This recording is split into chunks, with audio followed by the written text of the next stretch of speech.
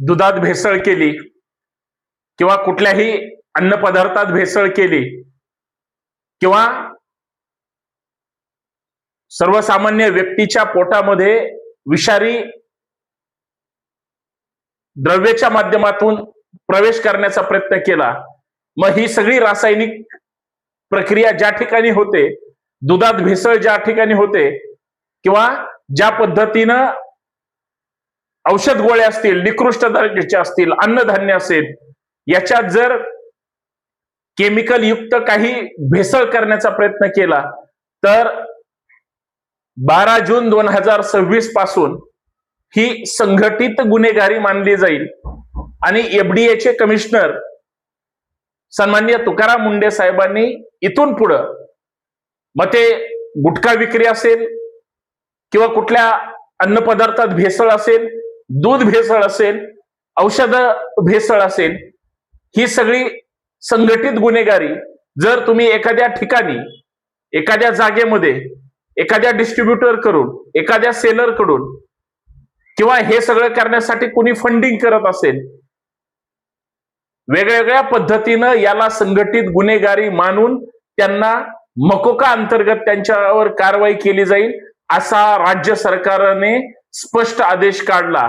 म्हणजे जर तुमच्या दुधात भेसळ होत असेल, तुमच्या खाद्यपदार्थात भेसळ होत असेल, खव्यात भेसळ होत असेल, अजून पनीरमध्ये भेसळ होत असेल तर, आणि ही चूक तुमच्या निदर्शनास आली, त्या सेलर पर्यंत, दुकानदार पर्यंत ज्याने कुणी पुरवलंय, ज्यानं कुणी शेवटच्या ठिकाणी भेसळ केली, ती जागा कुणाची, ते वेअरहाऊस कुणाचं आहे, ते गोडाऊन अर्थात त्याची मालकी कुणाची आहे, ती संस्था आहे का, व्यक्ती आहे का, कोण आहे, त्या सगळ्यांवर मकोका अंतर्गत कारवाई करून त्यांना थेट जेलची हवा खावी लागेल असा मोठा निर्णय शासनाने घेतला. आणि हे खरं तर पब्लिक म्हणून सर्वसामान्य माणसाच्या जीवाशी जे जे खेळतील त्यांना इथून पुढं मकोका अंतर्गत त्यांच्यावर कारवाई होईल असा 12 जून 2026 रोजी शासनाने निर्णय घेतल्याचं तुकाराम मुंडेंनी जाहीर केलं. आणि सगळ्या बोगस धंदे करणाऱ्या, भेसळ करणाऱ्या किंवा या राज्यात परराज्यातून गुटख्याचं त्या ठिकाणी सप्लाय करणाऱ्या, येणाऱ्या जाणाऱ्या, वाहतूक करणाऱ्या, म्हणजे हे भेसळ पदार्थ दळणवळणासाठी जी कुठली वाहनं वापरली जातील त्यांच्यावर सुद्धा मकोका अंतर्गत कारवाई केली जाईल. इतका कडक ताकदीचा आदेश राज्य सरकारने काढला. काय काय नियम केले, कुणासाठी हे नियम बंधनकारक आहेत आणि राज्यातल्या सर्वसामान्य माणसांनी कसं सुरक्षित राहायचं, या सगळ्याबद्दल या व्हिडिओच्या माध्यमातून मित्रांनो आपल्याला चर्चा करायची. सर्वांचं या संतोष शिंदे ऑफिशियल या आपल्या हक्काच्या युट्यूब चॅनलवर मी पुण्यातून संतोष शिंदे आपल्या सर्वांचं स्वागत करतो. विनंती एवढीच आहे, हा व्हिडिओ शेवटपर्यंत पहा, जास्तीत जास्त शेअर करा, सगळ्यात महत्वाचं बेल आयकॉन प्रेस करा, नोटिफिकेशन ऑल ठेवा, इतरही व्हिडिओ पाहत चला, चॅनल सबस्क्राईब करायला विसरू नका. Maharashtra control of organisation act अर्थात मकोका इथून पुढच्या काळामध्ये पब्लिक हेल्थला प्रमाण मानून, लोकांच्या जीवाची काळजी घेऊन, त्यांच्या घरामध्ये, पोटामध्ये चुकीचं अन्न त्या ठिकाणी किंवा रासायनिक पदार्थ जाऊ नये आणि त्यांना शारीरिक व्याधी होऊ नये म्हणून एफडीएने अत्यंत कठोर, महत्वाचा आणि राज्याच्या दृष्टिकोनातून तुमच्या माझ्या प्रत्येकाच्या निरोगी आयुष्यासाठी हा फार कडक निर्णय घेतलेला आहे. जे जे भेसळ करणारे आहेत त्यांचे दणाणलेच काय, त्यांना थेट जेलची वारी करावी लागेल. आणि जर एखाद्या व्यक्तीला मकोका लागला तर एफडीए म्हणजे शासनाच्या वतीनं त्याला जामीन मिळू नये या पद्धतीचा विरोध सुद्धा शासनाच्या वतीनं केला जाईल. आणि कुठल्या सेक्शन खाली, कुठल्या आदेशान्वये त्या गुन्हेगारांवर कारवाई होईल या सगळ्या बाबतीत आपण चर्चा करूया. फूड सेफ्टी ऍक्ट 2005 रोजीचा, ज्या माध्यमातून प्रत्येकाची काळजी घेतली पाहिजे. या अंतर्गत फूड सेफ्टी ऍक्ट अंतर्गत कलम 3, कलम 26, कलम 27, कलम 38, कलम 41, 42, 59, कलम 63, 64 आणि 89 अंतर्गत त्या सगळ्या भेसळ करणाऱ्या, मग तो एखाद्याने जमीन भाड्याने दिली असेल त्याच्यावर पण गुन्हा दाखल होईल, वेअर हाऊसवर गुन्हा दाखल होईल, त्याचं जे कोणी मॅनेजमेंट करत असेल त्याच्यावर गुन्हा दाखल होईल, एका ठिकाणाहून दुसऱ्या ठिकाणी माल पुरवला जात असेल त्या वाहनांवर गुन्हे दाखल होतील. म्हणजे मग तो एखाद्या डीलरकडे, सब डीलरकडे, सेलर पर्यंत, व्यापाऱ्यापर्यंत जे जे कोणी हे हाताळतील त्या प्रत्येकावर या कलमांतर्गत फूड सेफ्टी ऍक्ट अंतर्गत या सेक्शन खाली गुन्हे दाखल होतील. सगळ्यात महत्वाची गोष्ट, मकोका अंतर्गत जी कारवाई त्या ठिकाणी होणार आहे, कारण ही संघटित गुन्हेगारी आहे, एका व्यक्तीचं काम नाही.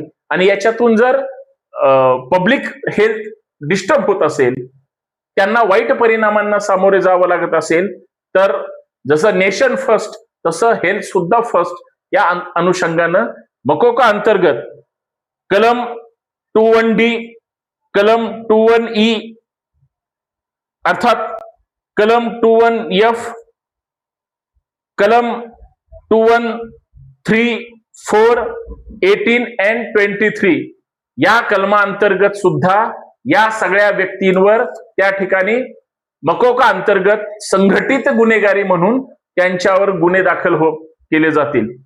आता याच्यात कोण असतील?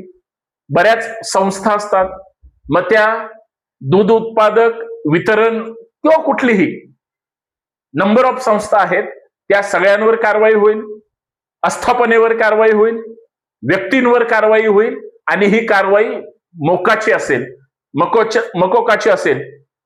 कारण सेक्शन 23 अंतर्गत ज्या पद्धतीनं राज्य सरकार सक्तीनं या सगळ्या गोष्टी करणार नाही तोपर्यंत त्याच्यावर निर्बंध येणार नाहीत. आणि या सगळ्या निर्बंधातून कारण बरेच लोक स्वतःचा ब्लॅक मनी व्हाईट करण्यासाठी वेगळ्या वेगळ्या ठिकाणी पैसे गुंतवतात, पैसे पुरवतात. जर या अशा उद्योगाला ज्याने कोणी पैसा पुरवला असेल, काही एजंट्स असतील, ट्रान्सपोर्ट कंपन्या असतील, उत्पादन करणारे असतील, कच्चा माल पुरवणारे असतील, उत्पादन करून त्याचं पॅकेजिंग असेल, त्याचं लेबलिंग असेल, हे सगळं निकृष्ट दर्जाचं चालणार नाही. आणि इथं जर भेसळ झाली तर या सगळ्यांवर डीलर, सब डीलर सगळ्यांमध्ये या सगळ्यांवर त्या ठिकाणी मकोका अंतर्गत कारवाई केली जाईल. म्हणजे तुकाराम मुंडेंनी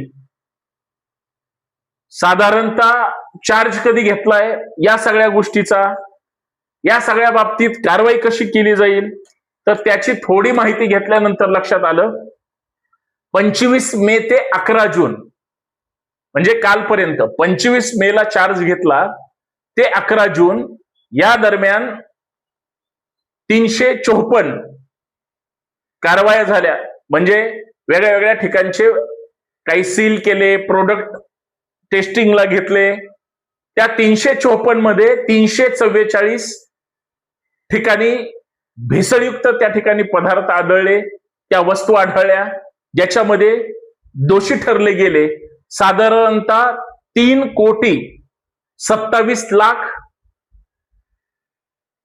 इतक्या किमतीच्या रुपयाच्या या सगळ्या त्या पदार्थांवर कारवाई करण्यात आली. म्हणजे राज्यामध्ये एवढ्या किमतीचं भेसळयुक्त हे सगळं वितरित केलं जाणार होतं किंवा त्या शॉपवर पकडलं गेलं. महाराष्ट्रामध्ये आतापर्यंत 335 FIR या 25 मे ते 11 जून दरम्यान झाल्या, ज्याच्यामध्ये म्हणजे लाखो रुपयाच्या गाड्या आणि साधारणतः नाही म्हणलं तरी शेकडो लोकांवर गुन्हे दाखल झाले, अटक झाले, साधारणतः 350 लोकांवर सगळे वेगळ्या वेगळ्या जेलमध्ये त्यांच्यावर त्या ठिकाणी, आणि जर ही या आत्ताच्या शासन निर्णयानुसार जर यांच्यावर कारवाई झाली तर हे सगळे मकोका अंतर्गत यांच्यावर गुन्हे दाखल होतील आणि गंभीर स्वरूपाची कारवाई त्या ठिकाणी होणार आहे. कारण FACCI अंतर्गत सेक्शन जो FDAचा आहे, FACCI अंतर्गत ज्याला सेक्शन 30 अंतर्गत या सगळ्यांवर गंभीर स्वरूपाची कारवाई करण्याचा निर्णय एकंदरीत या सगळ्यांनी घेतलेला आहे. सगळ्यात महत्वाचं शासनानं याच्यामध्ये यांच्यावर मकोका अंतर्गत कारवाई झाल्यानंतर साधारणतः 10 लाख आणि त्याच्या आसपास ज्या पद्धतीचं तो गुन्हा असेल त्या ताकदीचं त्याच्यावर कारवाई तर होईलच, परंतु